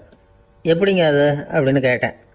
அவர் சொன்னார், தசரதருக்கு ராமர் குழந்தையா பிறக்கணும், அப்போ தான் இங்கே இருக்கிற கஷ்டங்கள்லாம் நீங்கும் அப்படின்னு சர்வ லோகமும் எதிர்பார்த்துக்கிட்டு இருக்குது. ஆனால் அவர் எப்போ பிறப்பார் அப்படின்னு யாருக்கும் தெரியல. அந்த காரியம் சீக்கிரம் நடக்கணுமே, அதுக்கு என்ன பண்ணுறது? நாரதர் வந்தார் ஒரு நாள் தசரதரை தேடி. தசரதா, உனக்கு ஒரு செய்தி தெரியுமான்னு ஆரம்பித்தார். அவர் எப்பவும் இப்படித்தானே ஆரம்பிக்கிறது வழக்கம். என்ன விஷயம்னு கேட்டார் தசரதர். தசரதா, நீ அடிக்கடி உன்னோட தேரில் ஏறிக்கிட்டு தேவலோகத்துக்கு போகிற, அங்கே போகிற வர்ற எல்லாம் பண்ணிகிட்ருக்க, எல்லாம் சரி. தேவலோகத்துலேயும் உன்னை நல்லபடியாக தான் வரவேற்கிறாங்க. தேவேந்திரன் உன்னை பிரியமாக அழைச்சிட்டு போய் தன்னுடைய அரியாசனத்திலேயே தனக்கு பக்கத்திலேயே உட்கார வைக்கிறான். நீயும் சந்தோஷமாக உட்காந்து பேசிவிட்டு வந்துடுற. ஆனால் நீ இங்கே வந்ததுக்கு அப்புறம் அங்கே என்ன நடக்குது தெரியுமா உனக்கு அப்படின்னாரான் நாரதர். என்ன நடக்குது எனக்கு ஒன்றும் தெரியலையே அப்படின்னாரான் தசரதர். நாரதர்கிட்ட வந்து கிட்டத்தில் வந்து கேட்டிருக்கார், கொஞ்சம் சொல்லுங்கள் என்னது அப்படின்னு. அவர் நெருங்கி வந்தாரான் நாரதரும். மெதுவாக அவர் காதோட காதாக சொன்னாராம். அதாவது நம்ம பாஷையில் சொல்லப்போனால் பற்ற வைக்கிறார். நீ அங்கே தேவேந்திரங்கிட்ட உட்காந்து பேசிவிட்டு வந்த பிறகு நீ அங்கே உட்காந்துருந்த அரியாசனத்தை தண்ணி ஊற்றி கழுவி சுத்தப்படுத்துகிறாங்க. நீ என்ன அந்த அளவுக்கு சுத்தம் இல்லாத ஆளா, தினம் குளிக்காமையாக இருக்கிற அப்படின்னாராம். தசரதருக்கு இது ரொம்ப அவமானமாக போயிட்டுது. அப்படியே செய்கிறாங்க அப்படின்னாராம். ஆமாம், நீ வேணும்னா நான் சொல்கிறது உண்மையா இல்லையா அப்படின்னு சோதனை பண்ணி பார்த்துக்கோ அப்படின்னாரான் நாரதர். உடனே தசரதர் இதுக்காகவே புறப்பட்டு தேவலோகம் போனார். அங்கே வழக்கம் போலவே இவரை கூப்பிட்டு உட்கார வச்சு பேசிக்கிட்டு இருந்தான் தேவேந்திரன். கொஞ்ச நேரம் பேசிக்கிட்டு இருந்துட்டு சரி நான் கிளம்புறேன்னு புறப்பட்டார். சரி, அவனும் வாசல் வரைக்கும் வந்து வழி அனுப்பி வச்சுட்டு உள்ளே போயிட்டான். தசரதர் வெளியில் கொஞ்ச நேரம் மறைஞ்சி இருந்துட்டு மெதுவாக உள்ளே எட்டி பார்த்தார் என்ன நடக்குதுன்னு. நாரதர் சொன்னது உண்மைதான். தசரதர் உட்காந்துருந்த ஆசனத்தை அங்கே 2 தேவர்கள் கழுவி சுத்தப்படுத்திக்கிட்டு இருக்கிறாங்க. தசரதரால் இதை தாங்கிக்க முடியல. அவருக்கு ரொம்ப அவமானமாக போச்சு. நேராக கிடுகிடுன்னு தேவேந்திரங்கிட்டே போனார். நான் உட்காந்துருந்த இருக்கையே சுத்தம் பண்ணுறியே, நான் என்ன அந்த அளவுக்கு பாவியா அப்படின்னு கேட்டார். ரொம்ப கோபமாக கேட்டார். தசரதரே, மனுஷனுக்கு 3 கடன்கள் உண்டு. தேவ கடன், ரிஷி கடன், பித்ரு கடன். இதை தீர்க்காதவன் பாவியாகிறான். இதில் மகனை பெறுவதால் தான் பித்ரு கடன் தீரும். உனக்கு மகன் கிடையாது, அதனால் நீ பாவியாகிற. பாவி உட்கார்ந்துருந்த இடம்ங்கிறதுனால அதை சுத்தம் செய்ய வேண்டியது எங்கள் கடமை அப்படின்னு நானான் தேவேந்திரன். இந்த இடத்துல தசரதருக்கு ஏற்பட்ட அவமானம் ஒரு வைராக்கியமாக மாறிச்சு. தேவேந்திரனே கேட்டுக்கோ, ஒரு மகனை பெற்ற பிறகு தான் இந்த சபையில் மறுபடியும் அடி எடுத்து வைப்பேன் அப்படின்னு சொல்லிவிட்டு போயிட்டாரான். போய் புத்திர காமேஷ் யாகம் பண்ணார். புத்திரர்கள் பிறந்தார்கள். இந்த கதையில் உள்ள கருத்து என்னன்னா, தேவேந்திரன் தசரதரை அப்படி அவமானப்படுத்தலைன்னா அவருக்கு இப்படி ஒரு வைராக்கியம் பிறந்திருக்குமா யோசிச்சு பார்க்கணும். நமக்கு ஏற்படுகிற சில அவமானங்களையும் வைராக்கியமாக மாற்றிக்குவோம். அப்படி மாற்றிக்கிட்டோம்னா வாழ்க்கையில் வந்து முன்னேறலாம். நம்ம ஆளுங்க சில பேர் அவமானத்தை வந்து வைராக்கியமாக மாற்றிக்கிறது எப்படி தெரியுமா? நம்மகிட்ட ஒரு பையன் சொன்னான், எங்கள் அப்பா என்னை எல்லாருக்கும் முன்னாடி வச்சு திட்டிவிட்டார், பொறுப்பு இல்லாமல் ஊர் சுற்றுறேன்னு சொல்லி அவமானப்படுத்தி விட்டார். இனிமேல் நீ என் முகத்திலேயே முழிக்காதரா போடான்னு வேற சொல்லிவிட்டார். எனக்கு ரோஷம் வந்துட்டுது. அந்த அவமானத்தை வைராக்கியமாக மாற்றிக்கிட்டேன். அன்னையிலேருந்து அவர் முகத்திலேயே முழிக்கிறது இல்லை அப்படின்னா. அப்படியான்னு கேட்டோம். ஆமாங்க, அவர் வீட்டில் இல்லாத நேரமாக பார்த்து உள்ள சமையல் கட்டுக்கு போய் சாப்பிட்டுட்டு நைஸாக வெளியில் வந்துடுவேன் அப்படிங்கிறான் அவன். உழைப்பும் நேர்மையும் உயர்வதற்கு வழிகள். அதை விட்டுட்டு உட்கார்ந்த இடத்துல இருந்துகிட்டே உயர போகணும் அப்படின்னு ஆசை கற்பனை பண்றாங்க. அந்த கற்பனையிலேயே பாதி வாழ்க்கை ஓடி போடுது. உழைப்புங்கிற வழியையும் நேர்மைங்கிற வழியையும் ஒதுக்கி விட்டு குறுக்கு வழியில ஓட நினைக்கிறவங்க குப்புற விழுந்துடுறாங்க. எந்த தொழிலை நாம செய்தாலும் சரி, அந்த தொழிலுக்குரிய பெருமையை நாம புரிஞ்சுக்கிட்டு அதுல ஈடுபடணும். அப்படி இல்லாம என்ன சார் பொழப்புது, இந்த தொழிலை மனுஷன் செய்வானா அப்படி புலம்பிக்கிட்டு இந்த தொழிலையே செஞ்சுக்கிட்டு இருக்கிறவங்க நம்மள பல பேர் உண்டு. செய்யும் தொழிலே தெய்வம் அப்படின்னு சொல்றாங்கல்ல, அப்படி சொல்றது எதுக்காக? அந்த அளவுக்கு அதுல ஒரு ஈடுபாடு வேணுங்கிறதுக்காகத்தான். ஒரு பெரிய மலைப்பகுதி, அந்த மலை அடிவாரத்துல ஒரு சிற்பி உட்காந்து ஒரு சிலையை வடிச்சுக்கிட்டு இருக்கிறான். கையில ஒரு சின்ன உளிய வச்சுக்கிட்டு ஒரு பெரிய கருங்கல் பாறையை கொஞ்சம் கொஞ்சமா உடைச்சுக்கிட்டு இருக்கான். ஒரு சிற்பத்தை வடிக்கிறதுங்கிறது அவ்வளவு உன்னதமான ஒரு தொழிலா? எல்லாராலையும் முடியுமா அது? அப்படி இருந்தும் அந்த சிற்பிக்கு மன நிறைவில்லை. அவன் நினைக்கிறான், இந்த கடுமையான வெயில்ல உட்கார்ந்து வேலை செய்யறது எவ்வளவு கஷ்டம். நாம ஒரு சிற்பியா இருக்கிறதுனால தானே சூரியன் கடுமையான வெப்ப கதிர்களை நம்ம மேல வீசுறான்.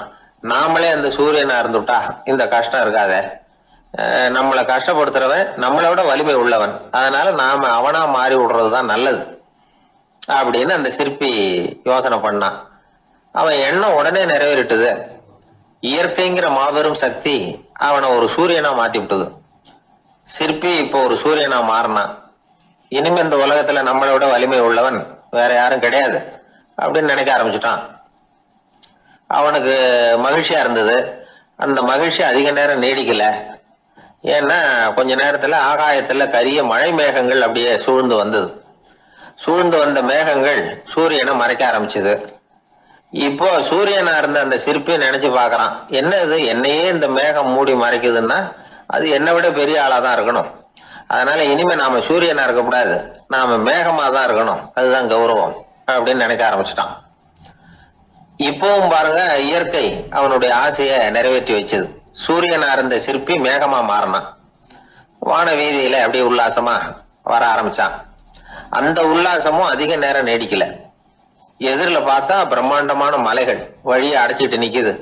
வேகமா வந்த மேகம் மலையில மோதிக்கிட்டுது. அந்த மலையை தாண்டி அப்பால செல்ல முடியல. இப்போ அந்த மேகம் நினைக்குது, நாம எந்த தடையும் இல்லாம அந்த இடத்துல மிதந்து வர்றோம், நம்மையே போக விடாம தடுக்குதுன்னா அந்த மலைக்கு எப்பேற்பட்ட வலிமை இருக்கணும். இனிமேலும் நாம மேகமா இருந்து பிரயோஜனம் இல்ல, இருந்தா மலையா இருக்கணும், அதுதான் பெருமை அப்படின்னு நினைக்க ஆரம்பிச்சான். இப்பவும் பாருங்க, இயற்கை அவனுடைய ஆசையை நிறைவேற்றி வச்சது. மேகமா இருந்த சிற்பி மலையா மாறினான். பெரிய மலை பூமிக்கும் வானத்துக்குமா நின்றுகிட்டு இருக்கு. இனிமே நமக்கு எந்த கவலை இல்லை அப்படின்னு நினைச்சது அந்த மலை. இப்படி நினைச்சுக்கிட்டு இருந்த வேளையில அந்த மலையோட காலடியில அடிவாரத்துல ஏதோ சத்தம் கேட்டது. என்ன சத்தம் இது அப்படின்னு சொல்லி அந்த மலை மெதுவா குனிஞ்சு பார்த்துதான். பார்த்தா அங்க ஒரு மனுஷன் தன்னுடைய கையில உளிய வச்சுக்கிட்டு மலையை கொத்திக்கிட்டு இருக்கிறான். ஏதோ ஒரு சிற்பத்தை வடிக்கிறதுக்காக அவன் முயற்சி பண்ணிட்டு இருக்கிறான். இப்போ அந்த மலை நினைச்சுதான், மலையே ஒருத்தன் உடைக்கிறான்னா அவன் எப்பேற்பட்ட வலிமை உள்ளவனா இருக்கணும். இனிமேலும் மலையா இருந்து பிரயோஜனம் இல்ல, மனுஷனா மாறணும், அதுதான் சரி அப்படின்னு நினைச்சுதான். அந்த வினாடியே அந்த மலை ஒரு மனுஷனா மாறிச்சு. அவன் கையில ஒரு உளி, பழையபடியே ஒரு கருங்கல் பாறையை கொத்த ஆரம்பிச்சான். அந்த ஆள் பழைய நிலைமைக்கு வந்துட்டான். இந்த கதையிலிருந்து நாம தெரிஞ்சுக்க வேண்டியது என்னன்னா, தன்னுடைய உண்மையான பலம் என்னங்கிறது தெரியாமலே தாவி தாவி தடுமாறிக்கிட்டு இருக்கிறான் மனுஷன் அப்படிங்கிறது தான். இனிமேலாவது அதை புரிஞ்சுக்கணும். புரிஞ்சுக்கிட்டு புறப்படணும் வாழ்க்கையில வெற்றி பெறறதுக்கு. ஒரு குடும்ப தலைவருக்கு விபரீதமா ஒரு ஆசை வந்துதான். அதாவது ஒரு நாள் பூராவும் புடவை கட்டிக்கிட்டு மனைவி செய்கிற வீட்டு வேலைகள், சமையல் வேலைகள் எல்லாத்தையும் தானே செய்யணும். மனைவிக்கு ஆண் வேஷம் போட்டு ஆபீஸுக்கு அனுப்பி வச்சுடணும் அப்படின்னு ஆசைப்பட்டான். இதுதான் அந்த ஆசை. அதே மாதிரி செஞ்சான். பெண் வேஷத்துல சமையல் பண்ணிட்டு இருந்தான். இருட்டி விட்டுது. இந்த சமயத்துல வாசல் கதவு தட்டப்படுற சத்தம் கேட்டுது. ஓடி போய் திறந்தான். பக்கத்து வீட்டு அம்மா கிடுகிடுன்னு உள்ள வந்துட்டாங்க, காப்பி பொடியோ ஏதோ வாங்கறதுக்கு. இவன் பயந்து போய், கமலாம்மா, நான் சுசீலா இல்ல, சுசீலாவோட புருஷன், பெண் வேஷத்துல இருக்கிறேன், சும்மா ஒரு சேஞ்சுக்காக அப்படின்னா. உடனே அந்த அம்மா கிட்ட பயப்படாத, நானும் கமலா இல்ல, கமலாவோட புருஷன், இதுவும் சும்மா ஒரு சேஞ்சுக்காகத்தான் அப்படின்னானா. இப்படி வாழ்க்கைய விபரீதமா நினைச்சுக்கிட்டு வேற வேற கற்பனைகள்ல வீணாக்கிக்கிட்டு இருக்கிறவங்க தான் ரொம்ப அதிகம். நாம அதுவா மாறணும்னு நினைக்கிறது தப்பு. நாம இருக்கணும் அப்படின்னு நினைக்கிறது தான் உண்மை, அதுதான் சரி. அந்த சிற்பி என்னென்னோ கற்பனை பண்ணி கடைசியில மறுபடியும் சிற்பியாகவே சேர்ந்தான் பாருங்க. அதனால நம்முடைய உண்மையான பலம் என்ன அப்படிங்கறத தெரிஞ்சுக்கிட்டு நடந்துகிட்டோம்னா வாழ்க்கையில எப்பொழுதும் வெற்றி நிச்சயம். ஒரே ஒரு ஊர்ல ஒரு பாதிரியார் இருந்தார். ரொம்ப நாள் சந்தோஷமா வாழ்ந்தார். ஒரு நாள் அவர் மடத்து சமையல் அறையில பாத்திரங்களை கழுவி துலக்கி சுத்தப்படுத்திக்கிட்டு இருந்தார். அந்த சமயத்துல ஒரு தேவதூதன் அவர் முன்னாடி நின்னான். இவர் நிமிர்ந்து பார்த்தார். ஆண்டவர் என்னை உங்ககிட்ட அனுப்பியிருக்கிறார், பரலோகத்தில் வாசம் செய்யறதுக்கு உங்களுக்கு நேரம் வந்துட்டுது அப்படின்னு அந்த ஆள். ஆண்டவருக்கு என்னோட ஞாபகம் வந்ததுக்கு நன்றி. ஆனாலும் இப்போ இங்கே நீயே பாரு, எவ்வளவு பாண்டங்கள் பாக்கி இருக்கு, இவ்வளவையும் நான் சுத்தப்படுத்த வேண்டியிருக்கு. நான் நன்றி கெட்டவனாக இருக்க விரும்பலை. இந்த பணியை முடிக்கிற வரைக்கும் என்னுடைய பரலோக வாழ்வை தள்ளி வைக்க முடியுமா? நீ என்ன நினைக்கிற அப்படின்னு கேட்டார். தேவதூதன் தனக்கே உரிய விவேகத்தோட அன்போட பாதிரியாரை பார்த்தான். சரி, என்ன செய்யலாம்ங்கிறத அப்புறம் சொல்கிறேன் அப்படின்னு சொல்லிவிட்டு புறப்பட்டு போயிட்டான். ஒரு நாள் அந்த பாதிரியார் தோட்டத்தில் உள்ள களைகளை எல்லாம் ஒரு களை கொத்தியால் கொத்தி களை எடுத்துக்கிட்டு இருக்கிறார். அந்த சமயத்தில் இந்த தேவதூதன் மறுபடியும் அவர் முன்னாடி வந்து நிற்கிறான். பாதிரியார் பார்த்தார். இதை பாரு, இந்த தோட்டம் பூராவும் எவ்வளவு களை மண்டி கிடக்கு, பரலோகம் கொஞ்ச காலம் எனக்காக பொறுத்திருக்கலாம்னு நீ நினைக்கிறியா அப்படின்னு கேட்டார். தேவதூதன் சிரிச்சுக்கிட்டே மறுபடியும் மறைஞ்சிட்டான். மறுபடியும் அவர் களை எடுக்கிறது, தானிய களஞ்சியத்துக்கு வர்ணம் பூசுறது, இப்படிப்பட்ட வேலைகளில் ஈடுபட்டிருக்கார். இன்னொரு நாள் ஒரு மருத்துவமனையில் நோயாளிகளை கவனிச்சுக்கிட்டு ரொம்ப தீவிரமாக இருக்கிறார் அந்த பாதிரியார். ஒரு நோயாளியோட தாகத்துக்கு தண்ணீர் கொடுத்துட்டு நிமிர்ந்து பார்க்குறப்போ தேவதூதன் மறுபடியும் அவர் முன்னாடி வந்து நிற்கிறான். இந்த தடவை பாதிரியார் தன்னலமற்றவராக பேரன்பை காட்டக்கூடிய வகையில் தன்னுடைய 2 கைகளையும் உயர்த்தியபடி தேவதூதனின் கவனத்தை வந்து பிணியால் வாடக்கூடிய நோயாளிகளின் பக்கம் திருப்பினாராம். தேவதூதன் ஒன்றும் சொல்லலை, மறைஞ்சிட்டான். அன்னைக்கு சாயந்தரம் பாதிரியார் வந்து மடத்தில் உள்ள தன்னுடைய அறைக்கு போய் இளைப்பாறினார். யோசிச்சு பார்த்தார். தேவதூதனையும் தேவதூதனின் விருப்பத்தையும் பல நாள் தள்ளி போட்டு வந்ததையும் அவர் ரொம்ப நினச்சி பார்த்தார். திடீர்னு தான் வந்து முதுமை அடைகிறதையும் சோர்வு அடைகிறதையும் உணர்ந்தார். ஆண்டவரை நினைச்சார். ஆண்டவரே, உம்முடைய தூதனை மறுபடியும் என்கிட்ட அனுப்புனா நான் சந்திக்கிறதுக்கு ஆவலாக இருக்கேன் அப்படின்னு சொல்கிறப்பவே தேவதூதன் பக்கத்தில் வந்து நின்னான். பாதிரியார் நிமிர்ந்து பார்த்தார். நீ இப்போவே என்னை அழைச்சிக்கிட்டு போக விரும்பினா நான் பரலோகத்துக்கு வர்றதுக்கு தயாராக இருக்கேன்னார். தேவதூதன் அந்த பாதிரியாரை அன்போடவும் விவேகத்தோடவும் பார்த்து, நீங்கள் வந்து என் கூட பரலோகத்துக்கு வர்ற தயாராக இருக்கிறதா சொல்கிறீங்க, ஆனால் நீங்கள் இது வரைக்கும் வேறு எங்கே இருந்ததா நினைக்கிறீங்க அப்படின்னானா. அப்படின்னா இது வரைக்கும் இருந்த இடம் தான் பரலோகம் அப்படிங்கிறத உணர்த்தியிருக்கிறான். பரலோகம்னா என்னன்னு புரிஞ்சுக்கிறதுக்கு இந்த சம்பவம் நமக்கு உதவியாக இருக்குது. தொண்டு செய்கிறத விட பெரிய செயல் வேறு எதுவும் இருக்க முடியாது. அது நம்ம மனசுக்கு கொடுக்குற சுகத்தை வேறு எதுவும் கொடுக்க முடியாது. நாம் தொண்டு செய்கிற இடம் தான் அந்த புண்ணிய இடம். ஆனால் இந்த காலத்துல எல்லாம் நாம் வந்து தொண்டு செய்யணும்னு நினச்சி ஏதாவது ஆரம்பித்தா கூட அதை ஒரு மாதிரியாக சுற்றி நின்று வேடிக்கை பார்க்க ஆரம்பிச்சிடுறாங்க. ஒரு பெரியவர் அப்படித்தான் ஒரு தொண்டு செஞ்சுக்கிட்டு இருந்தார். ஒரு கோவில் கட்டிக்கிட்டு இருந்தாங்க. அதில் ஒரு இடத்துல ஒரு பலகையை வச்சு ஆணி அடிக்கிற வேலையை செஞ்சுக்கிட்டு இருந்தார் அந்த பெரியவர். ஒரு சின்ன பையன் அதை ரொம்ப ஊக்கமாக அக்கறையாக கவனிச்சுக்கிட்டு இருந்தான். பெரியவர் இதை கவனித்தார். என்னப்பா பார்க்குற, உனக்கும் இது மாதிரி தொண்டு செய்யணும்னு ஆசையாக இருக்கா அப்படின்னு கேட்டார். அதுக்கு அந்த பையன் சொல்கிறான், அப்படி இல்லைங்க, நீங்கள் ஆணி அடிக்கிறப்போ கையில் சுத்தியால் அடிச்சுக்கிட்டா எப்படி துடிப்பீங்க, எப்படி கத்துவீங்கன்னு தெரிஞ்சுக்கிறதுக்காக அதை பார்க்கணும்னு ஆசை, அதுக்காக தான் காத்துக்கிட்டு இருக்கேன் அப்படின்னு நான். இந்த உலகத்தில் உண்மையாகவே வேதாந்தம் பேசுகிறவங்களும் உண்டு, உள்ளுக்குள்ளே வேற மாதிரி இருந்துக்கிட்டு வெளியில் வேதாந்தம் பேசுகிறவங்களும் உண்டு. ஒரு ஆள் இருந்தார். அவரும் ஒரு கடை வச்சு வியாபாரம் பண்ணிக்கிட்டு இருந்தார். மகா கஞ்சன், யாருக்கும் எந்த உதவியும் செய்ய மாட்டார். எச்சில் கையென்ன ஈர கையோட உதற மாட்டார். அப்படிப்பட்ட மனுஷன். அந்த ஊருக்கு ஒரு முனிவர் வந்துக்கிட்டு இருந்தார். வருஷத்துக்கு ஒரு தடவை வருவார். ஒரு நாள் 2 நாள் இருப்பார், அப்புறம் போயிடுவார். அந்த முனிவர் வர்றப்போலாம் இந்த ஆள் எழுந்திரிச்சு ஓடி போய் அவரை வரவேற்பான். ரொம்ப பெரிய வேதாந்தி மாதிரி அவர்கிட்ட பேசிக்கிட்டு இருப்பான். காயமே இது பொய், வெறும் காற்றடைத்த பையும்மா, சர்மம் தலைகாக்கும்மா. பணம் என்ன சார் பணம், இன்னைக்கு ஒருத்தன் கையில் இருக்கும், நாளைக்கு ஒருத்தன் கையில் இருக்கும், எல்லாம் மாயம். எனக்கு தான் இன்னமும் இந்த சம்சார பந்தத்திலிருந்து விடுபடுறதுக்கு நேரம் வரலேம்மா. அந்த முனிவரும் இந்த ஆள் இப்படி சொல்கிறத கேட்ட உடனே, ஏப்பா அப்படி சொல்கிற, இப்போ கூட நீ சரின்னு சொல்லு, உனக்கு தீட்சை கொடுத்து இதிலிருந்து விடுபடுற ஞானத்தை போதிக்கிறேன் பார். உடனே அந்த ஆள் என்ன சொல்லுவான் தெரியுமா, ஐயோ சாமி, இப்போ அது எப்படிங்க முடியும், பிள்ளைங்கள்லாம் சின்ன சிறுசுங்க, அதுகளுக்கெல்லாம் ஒரு கல்யாணம் காட்சின்னு செஞ்சு கடமையை முடிச்சுட்டா நீங்கள் சொல்கிறபடி செஞ்சு விடலாமா. சரி, இன்னும் முனிவர் போயிடுவார். அடுத்த வருஷம் வருவார். இவன் வழக்கம் போல் வேதாந்தம் பேசுவான். சரி, தீட்சை கொடுக்குறேன் வா அம்பார். பேரம்பேத்தியை பார்க்கணும், கோர்ட்டில் கேஸ் ஒன்று இருக்குது, அது முடியணும் அப்படின்னு தயங்க ஆரம்பிச்சிருவான். எல்லாம் சொல்லுவான், ஆனால் குடிக்கிறதுக்கு தண்ணி கூட கொடுக்க மாட்டான். ரொம்ப வருஷம் கழித்து மறுபடியும் ஒரு நாள் அந்த ஊருக்கு முனிவர் வந்தார். இவன் கடைக்கு வந்தார். அப்புறம் அங்கே கல்லாவில் நம்ம ஆள் இல்லை, அவன் புள்ள தான் உட்காந்துருக்கிறான். அப்பாவை போலவே புள்ளையும் எழுந்திரிச்சு ஓடியாந்து முனிவரை வரவேற்றான். அப்பா எங்கன்னு விசாரிச்சார் முனிவர். ஐயோ, அதை ஏன் கேட்குறீங்க சாமி, உங்ககிட்ட தீட்சை வாங்கி இந்த சம்சார பந்தத்திலேருந்து விடுதலை பெறணும்னு சொல்லிக்கிட்டே இருப்பார், அது நிறைவேறாமலே போய் சேர்ந்துட்டார். போன மாதம் ஒரு நாள் திடீர்னு நெஞ்சு வலிக்குதுன்னார், அவ்வளோதான் போட்டுன்னு போயிட்டார் அப்படின்னு புலம்புனான் பையன். இதை கேட்டதும் முனிவர் சிரிச்சாரான். அவன் எங்கடா போவான், உன் அப்பா எங்கேயும் போகல, இதோ வாழை ஆட்டிக்கிட்டு உன் காலடியிலே இருந்துகிட்டு இருக்கான் பார் அப்படின்னு சொல்லி அங்கே நின்றுக்கிட்டு இருந்த ஒரு நாயை சுட்டி காட்டினாரான். என்ன சாமி சொல்கிறீங்க அப்படின்னு ஆச்சரியமாக கேட்டிருக்கான் பையன். உடனே முனிவர் அந்த நாயோட தலையில் ஒரு தட்டு தட்டி பேசுகிறா அப்படின்னாரான். உடனே அந்த நாய் வந்து வேதாந்தம் பேச ஆரம்பிச்சுட்டு தான், காயமே இது போய் வெறும் காற்றடைத்த பை அப்படின்னு தான். முனிவர் சொன்னார், அடே இப்போவும் ஒன்றும் கெட்டு போகல, நீ விரும்புனா சொல்லு, உனக்கு தீட்சை கொடுத்து என் பின்னாடியே அழைச்சிட்டு போயிடுறேன், அங்கே அழைச்சிட்டு போய் உனக்கு ஞானத்தை போதிக்கிறேன், வர்றியா அப்படின்னு கேட்டிருக்காரு. உடனே அந்த நாய் சொல்லிச்சான், ஐயோ அதை ஏன் கேட்குறீங்க சாமி, நான் உண்ணாமல் தின்னாமல் ஏராளமான சொத்து சேர்த்து வச்சுட்டேன், என் பிள்ளைங்க அதோட பெருமை தெரியாமல் ராத்திரி நேரம்லாம் கதவை திறந்து போட்டுட்டு தூங்கிடுவாங்க, அதனால் இப்படி நாயாக பிறந்து ராத்திரி பகலாக சுற்றி சுற்றி வந்து காவல் காத்துக்கிட்டு கிடக்கிறேன், இப்போ எப்படி சாமி வர முடியும் அப்படின்னு கேட்டுதான். அறியாமையிலேயே சுகம் கண்டு இப்படி இருக்கிற ஆளுங்களுக்கு எப்படி விடுதலை கிடைக்கும், எப்போ விடுதலை கிடைக்கும் அப்படின்னு கேட்குறார் தசாவதானி, திருக்குறள் பேர் ராமையா. அவர் கேட்குறது நியாயம் தானே. இந்த காலத்து பையன் ஒருத்தன் அப்பா கிட்ட சொன்னான், அப்பா இன்னைக்கு நான் 1 ரூபா மிச்சப்படுத்தி விட்டேன் அப்படின்னு. நானும் அப்படியா, என்னடா பண்ணேன்னு கேட்டிருக்கார் அப்பா. டவுன் பஸ்ஸில் ஏறாமல் அது பின்னாடியே ஓடியாந்தேன், 1 ரூபா மிச்சம் தானே அப்படின்றான்.